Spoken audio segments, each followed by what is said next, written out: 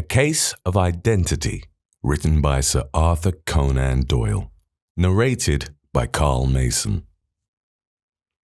"My dear fellow," said Sherlock Holmes, as we sat on either side of the fire in his lodgings at Baker Street, "life is infinitely stranger than anything which the mind of man could invent. We would not dare to conceive the things which are really mere commonplaces of existence, if we could fly out of that window hand in hand, hover over this great city, gently remove the roofs, and peep in at the queer things which are going on, the strange coincidences, the plannings, the cross-purposes, the wonderful chain of events working through generations and leading to the most outre results. It would make all fiction with its conventionalities and foreseen conclusions most stale and unprofitable. And yet, I am not convinced of it," I answered.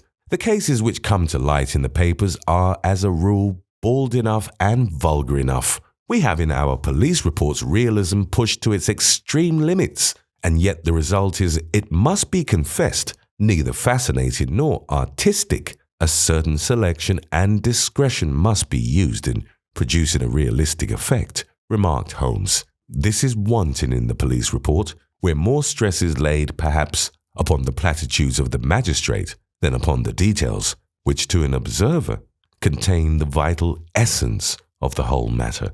Depend upon it, there is nothing so unnatural as the commonplace." I smiled and shook my head. "I can quite understand your thinking so," I said. "Of course, in your position of unofficial advisor and helper to everybody who is absolutely puzzled throughout 3 continents, you are brought in contact with all that is strange and bizarre. But here," I picked up the morning paper from the ground, "let us put it to a practical test. Here is the first heading upon which I come. A husband's cruelty to his wife. There is half a column of print, but I know without reading it that it is all perfectly familiar to me. There is, of course, the other woman, the drink, the push, the blow, the bruise, the sympathetic sister or landlady. The crudest of writers could invent nothing more crude. Indeed, your example is an unfortunate one for your argument," said Holmes, taking the paper and glancing his eye down it. "This is the Dundas separation case, and as it happens, I was engaged in clearing up some small points in connection with it. The husband was a teetotaler.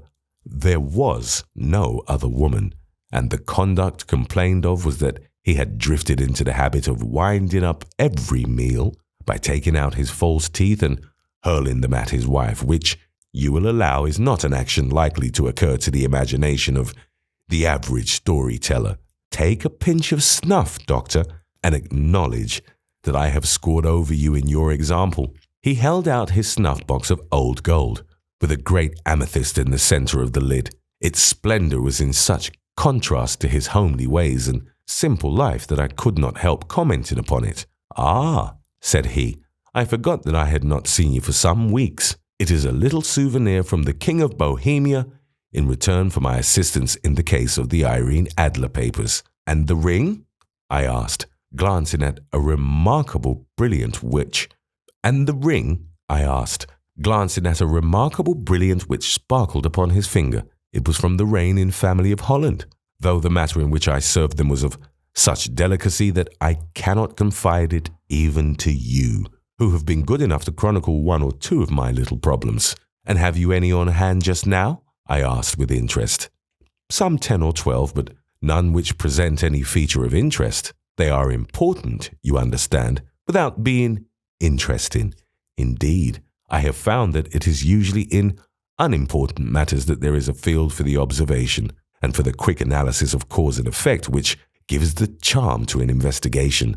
The larger crimes are apt to be the simpler, for the bigger the crime, the more obvious as a rule is the motive. In these cases, save for one rather intricate matter which has been referred to me from Marseille, there is nothing which presents any features of interest. It is possible, however, that I may have something better before very many minutes are over, for this is one of my clients. Or I am much mistaken." He had risen from his chair and was standing between the parted blinds, gazing down into the dull, neutral-tinted London street.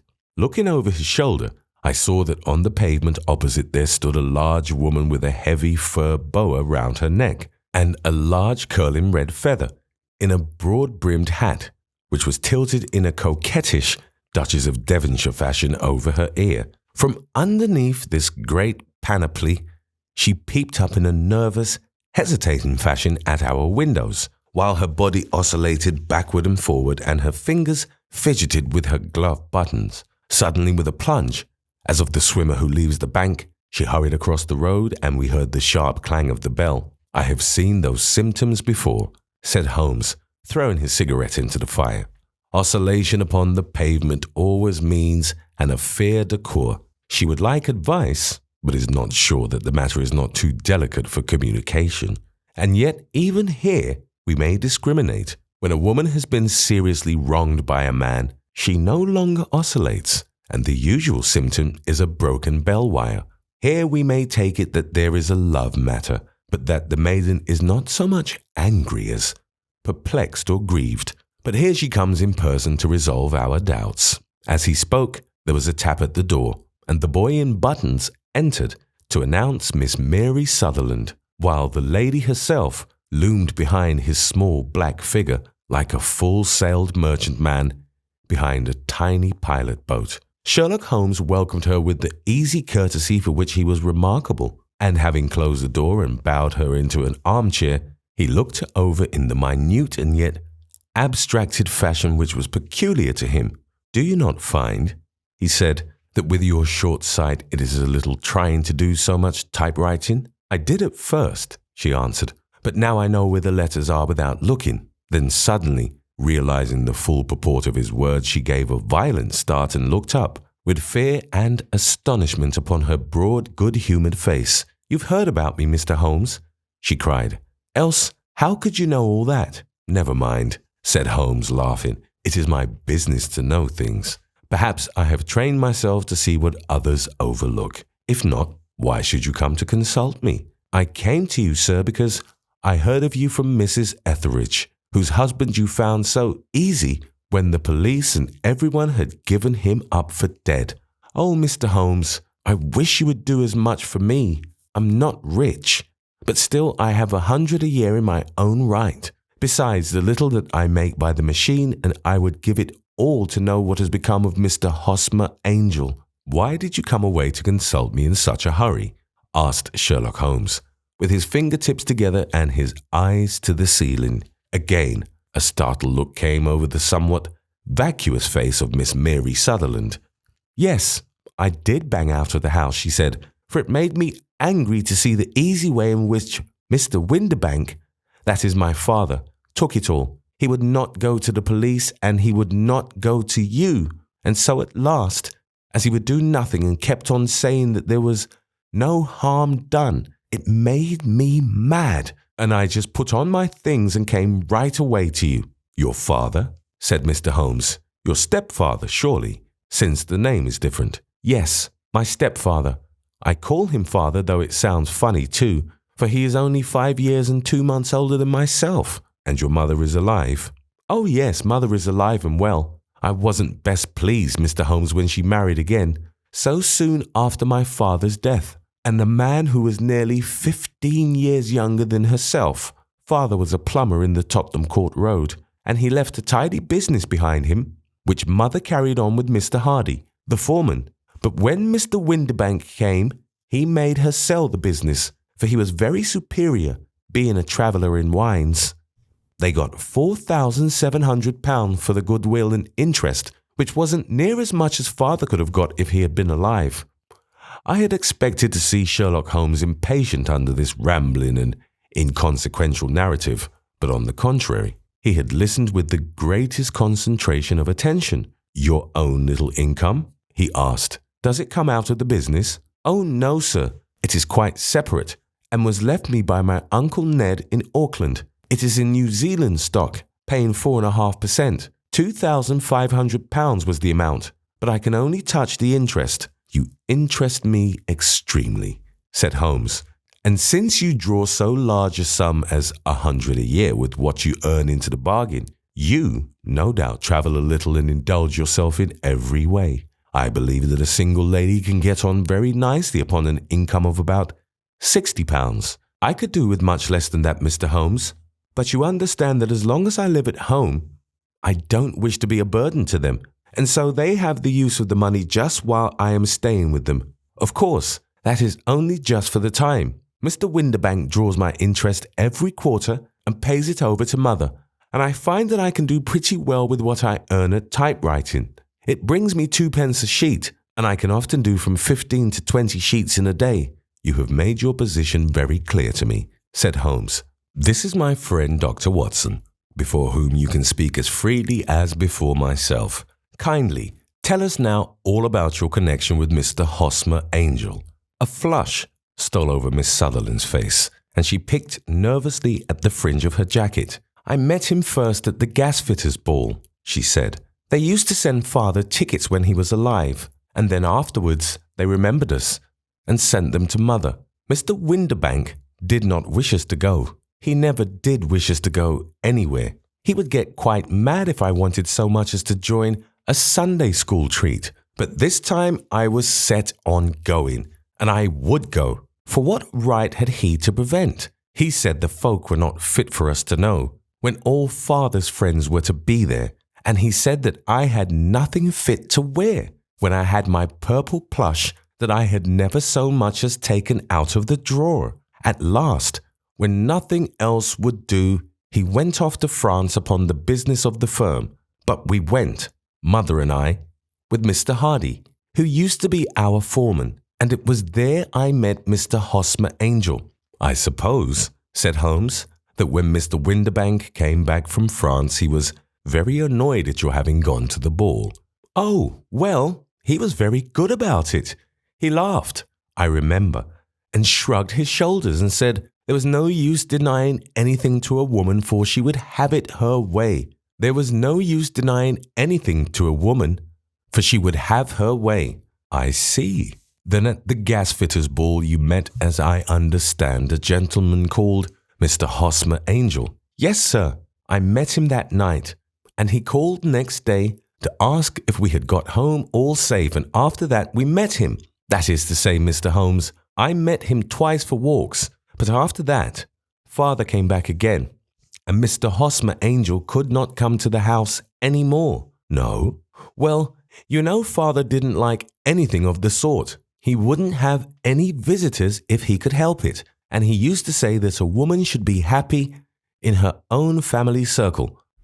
But then, as I used to say to Mother, a woman wants her own circle to begin with, and I had not got mine yet. But how about Mr. Hosmer Angel?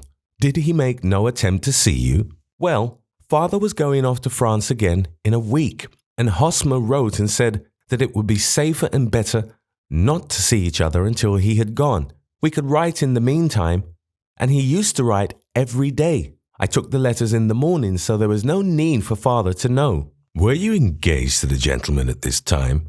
Oh, yes, Mr. Holmes. We were engaged after the first walk that we took. Hosmer, Mr. Angel, was a cashier in an office in Leadenhall Street, and— What office? That's the worst of it, Mr. Holmes. I don't know. Where did he live then? He slept on the premises. And you don't know his address? No, except that it was Leadenhall Street. Where did you address your letters then? To the Leadenhall Street post office, to be left till called for. He said that if they were sent to the office, he would be chaffed by all the other clerks about having letters from a lady. So I offered to typewrite them, like he did his, but he wouldn't have that, for he said that when I wrote them, they seemed to come from me, but when they were typewritten, he always felt that the machine had come between us.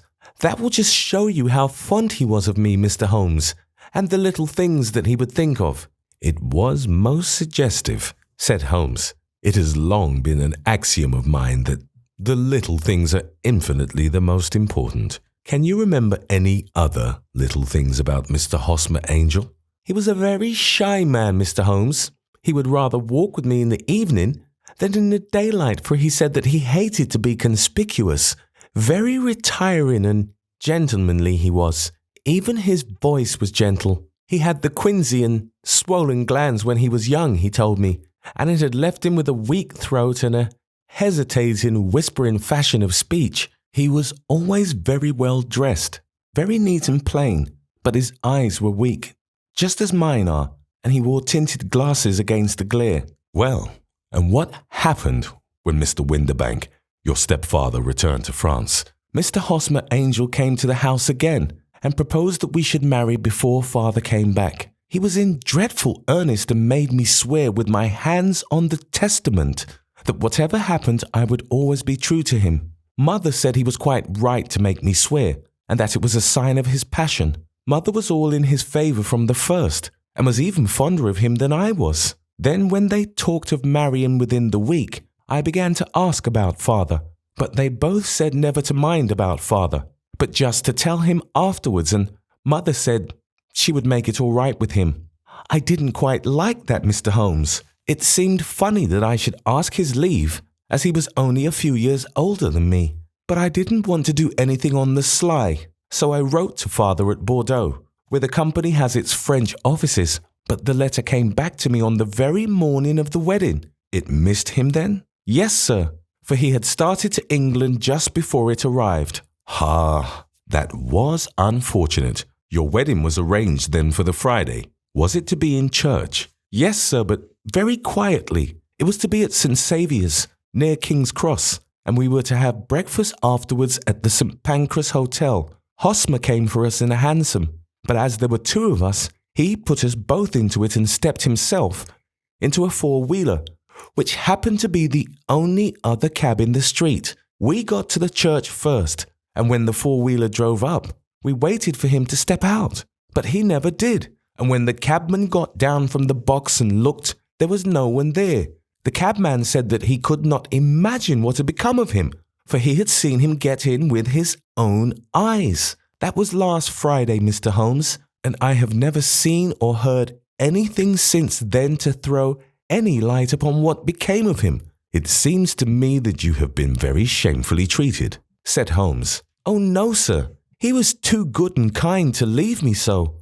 Why, all the morning he was saying to me that whatever happened, I was to be true, and that even if something quite unforeseen occurred to separate us, I was always to remember that I was pledged to him, and that he would claim his pledge sooner or later. It seems strange talk for a wedding morning, but what has happened since gives a meaning to it. Most certainly it does. Your own opinion is then that some unforeseen catastrophe has occurred to him? Yes, sir. I believe that he foresaw some danger, or else he would not have talked so. And then I think that what he foresaw happened. But you have no notion as to what it could have been. None. One more question. How did your mother take the matter? She was angry and said that I was never to speak of the matter again. And your father? Did you tell him? Yes, and he seemed to think with me that something had happened, and that I should hear of Hosmer again. As he said, what interest could anyone have in bringing me to the doors of the church and then leaving me? Now, if he had borrowed my money, or if he had married me and got my money settled on him, there might be some reason, but Hosmer was very independent about money and never would look at a shilling of mine. And yet, what could have happened? And why could he not write?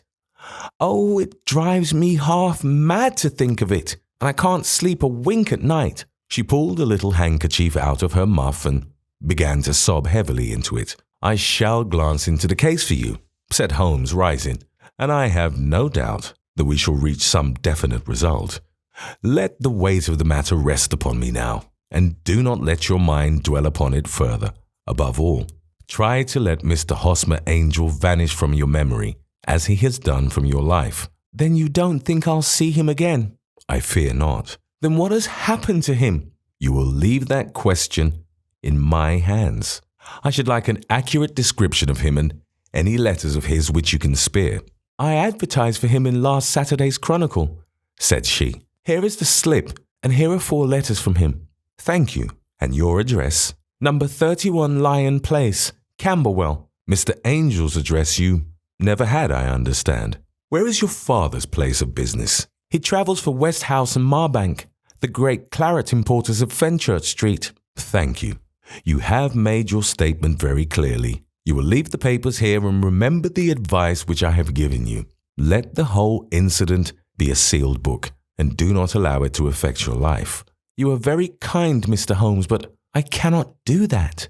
I shall be true to Hosmer. He shall find me ready when he comes back." For all the preposterous hat and the vacuous face, there was something noble in the simple faith of our visitor which compelled our respect. She laid her little bundle of papers upon the table and went her way, with a promise to come again whenever she might be summoned. Sherlock Holmes sat silent for a few minutes with his fingertips still pressed together, his legs stretched out in front of him, and his gaze directed upward to the ceiling. Then he took down from the rack the old and oily clay pipe, which was to him as a counsellor, and having lit it, he leaned back in his chair, with the thick blue cloud wreaths spinning up from him and a look of infinite languor in his face. "Quite an interesting study, that maiden," he observed. "I found her more interesting than her little problem, which, by the way, is rather a trite one. You will find parallel cases if you consult my index in Andover in '77, and there was something of the sort at The Hague last year. Old as is the idea, however, there were one or two details which were new to me, but the maiden herself was most instructive. You appeared to read a good deal upon her, which was quite invisible to me," I remarked. "Not invisible, but unnoticed, Watson. You did not know where to look, and so you missed all that was important. I can never bring you to realize the importance of sleeves, the suggestiveness of thumbnails, or the great issues that may hang from a bootlace. Now, what did you gather from that woman's appearance? Describe it." "Well, she had a slate-colored, broad-brimmed straw hat with a feather of a brickish red. Her jacket was black with black beads sewn upon it, and a fringe of little black jet ornaments. Her dress was brown, rather darker than coffee color, with a little purple plush at the neck and sleeves. Her gloves were greyish and were worn through at the right forefinger. Her boots I didn't observe. She had small, round, hanging gold earrings, and a general air of being fairly well-to-do in a vulgar, comfortable, easy-going way." Sherlock Holmes clapped his hands softly together and chuckled. "'Pon my word, Watson, you are coming along wonderfully. You have really done very well indeed. It is true that you have missed everything of importance, but you have hit upon the method, and you have a quick eye for color. Never trust to general impressions, my boy, but concentrate yourself upon details. My first glance is always at a woman's sleeve. In a man, it is perhaps better first to take the knee of the trouser. As you observe, this woman had plush upon her sleeves, which is a most useful material for showing traces. The double line a little above the wrist, where the typewriter presses against the table, was beautifully defined. The sewing machine of the hand type leaves a similar mark, but only on the left arm and on the side of it farthest from the thumb, instead of being right across the broadest part, as this was. I then glanced at her face, and observing the dint of a pince-nez at either side of her nose, I ventured a remark about short sight and typewriting, which seemed to surprise her. It surprised me, but surely it was obvious. I was then much surprised and interested on glancing down to observe that, though the boots which she was wearing were not unlike each other, they were really odd ones, the one having a slightly decorated toe cap and the other a plain one. One was buttoned only in the 2 lower buttons out of 5, and the other at the 1st, 3rd, and 5th. Now, when you see that a young lady otherwise neatly dressed has come away from home with odd boots, half-buttoned, it is no great deduction to say that she came away in a hurry. And what else? I asked, keenly interested, as I always was, by my friend's incisive reasoning. I noted in passing that she had written a note before leaving home, but after being fully dressed. You observed that her right glove was torn at the forefinger, but you did not apparently see that both glove and finger were stained with violet ink. She had written in a hurry and dipped her pen too deep. It must have been this morning, or the mark would not remain clear on the finger.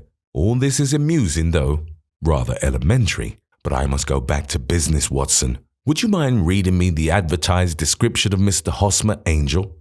I held the little printed slip to the light. Missing, it said, on the morning of the 14th, a gentleman named Hosmer Angel, about 5 feet 7 inches in height, strongly built, sallow complexion, black hair, a little bald in the center, bushy black side whiskers and moustache, tinted glasses, slight infirmity of speech, was dressed when last seen in black frock coat, faced with silk, black waistcoat, gold Albert chain and grey Harris tweed trousers, with brown gaiters over elastic-sided boots. Known to have been employed in an office in Leadenhall Street. Anybody bringing? That will do, said Holmes. As to the letters, he continued glancing over them. They are very commonplace.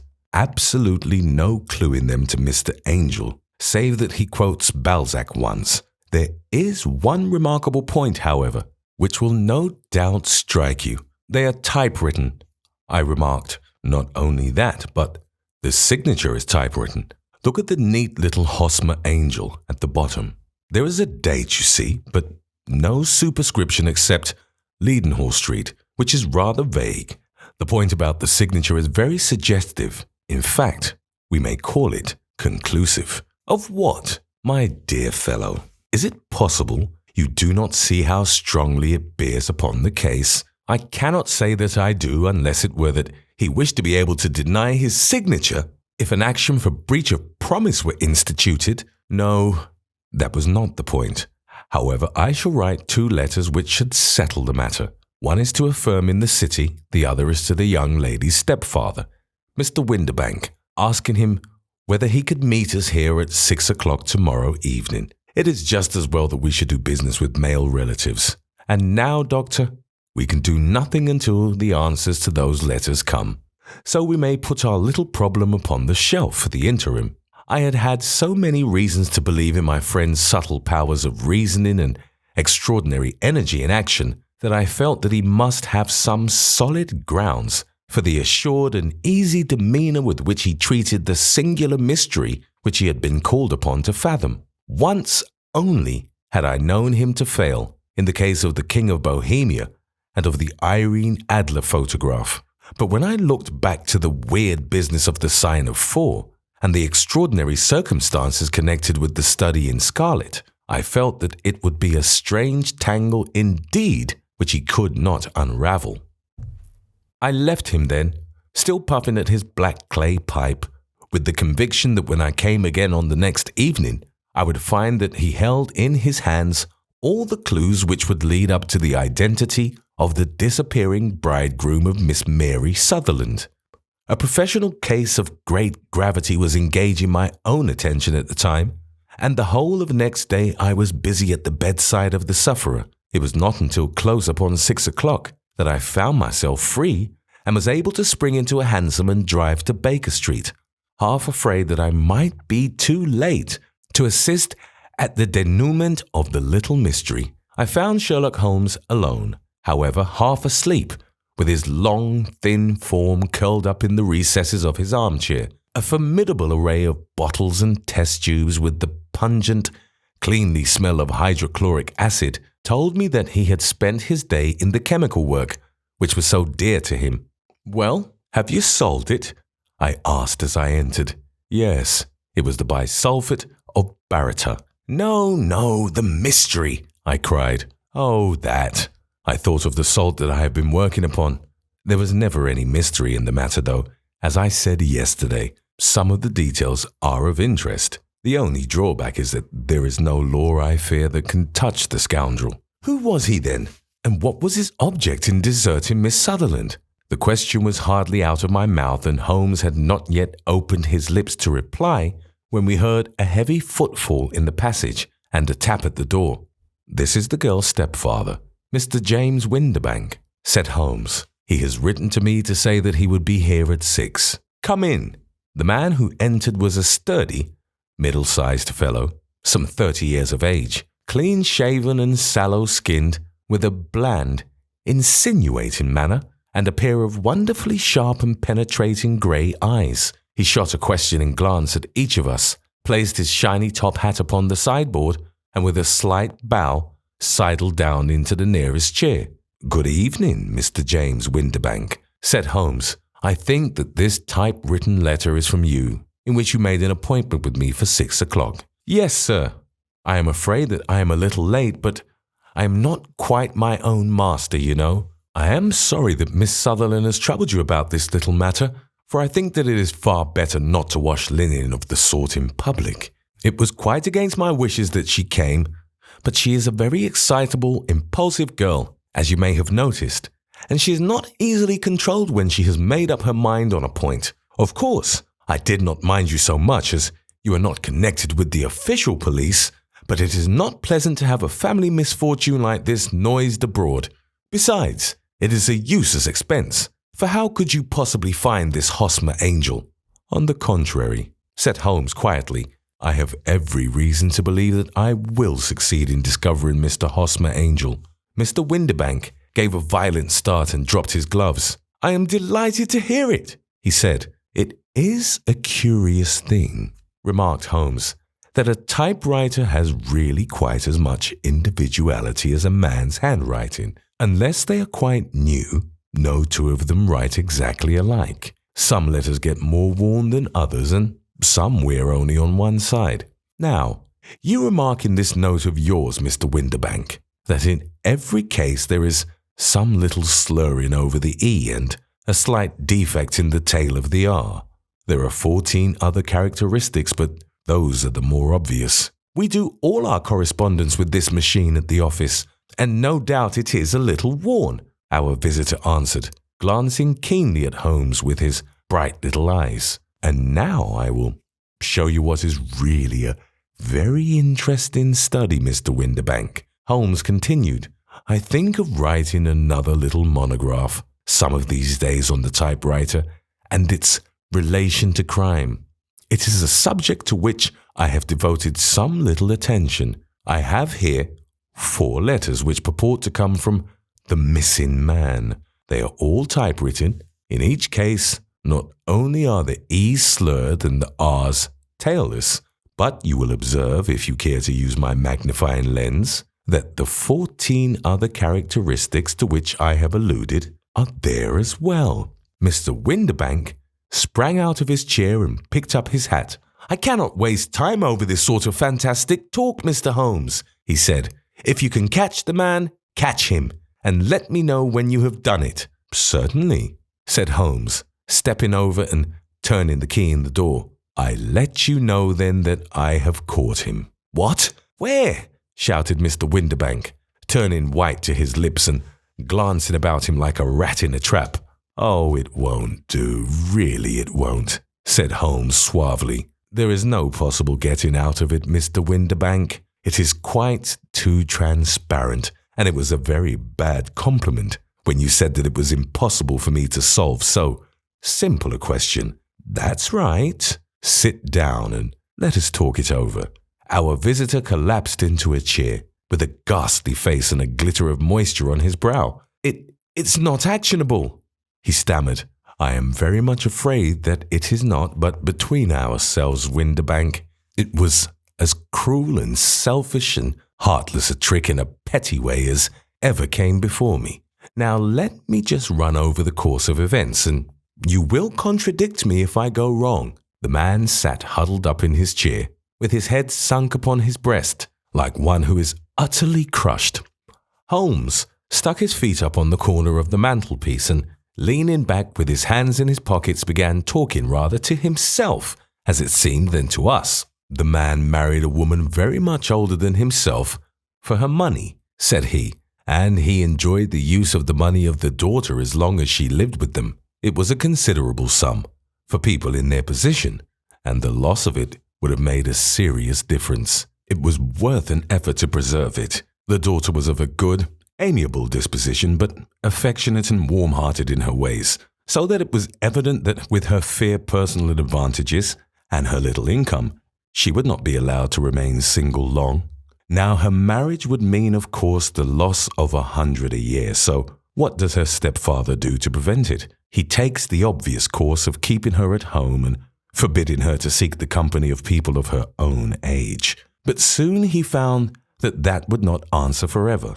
She became restive, insisted upon her rights, and finally announced her positive intention of going to a certain ball. What does her clever stepfather do then? He conceives an idea more creditable to his head than to his heart. With the connivance and assistance of his wife, he disguised himself, covered those keen eyes with tinted glasses, masked the face with a moustache and a pair of bushy whiskers, sunk that clear voice into an insinuating whisper, and doubly secure on account of the girl's short sight, he appears as Mr. Hosmer Angel and keeps off other lovers by making love himself. "It was only a joke at first," groaned our visitor. "We never thought that she would have been so carried away."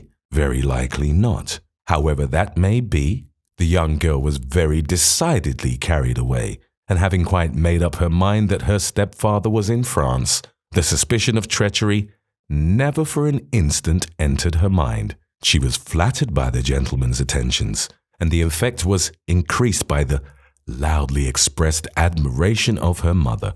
Then Mr. Angel began to call, for it was obvious that the matter should be pushed as far as it would go if a real effect were to be produced. There were meetings and an engagement which would finally secure the girl's affections from turning towards anyone else. But the deception could not be kept up forever. These pretended journeys to France were rather cumbrous. The thing to do was clearly to bring the business to an end in such a dramatic manner that it would leave a permanent impression upon the young lady's mind and prevent her from looking upon any other suitor for some time to come. Hence those vows of fidelity exacted upon a testament, and hence also the allusions to a possibility of something happening on the very morning of the wedding. James Windibank wished Miss Sutherland to be so bound to Hosmer Angel and so uncertain as to his fate that for 10 years to come, at any rate, she would not listen to another man. As far as the church door he brought her, and then, as he could go no farther, he conveniently vanished away by the old trick of stepping in at one door of a four-wheeler and out at the other.